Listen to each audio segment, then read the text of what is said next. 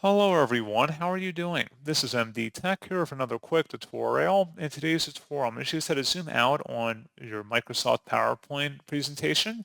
So this should hopefully be a pretty straightforward process, guys. And without further ado, let's go ahead and jump straight into it.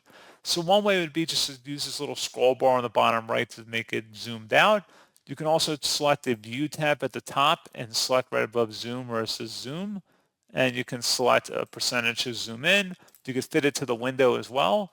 And you can also tap the control key on your keyboard while using the center scroll wheel on your mouse to zoom in and out as well. And that is pretty much it.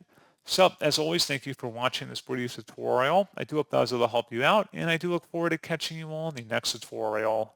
Goodbye.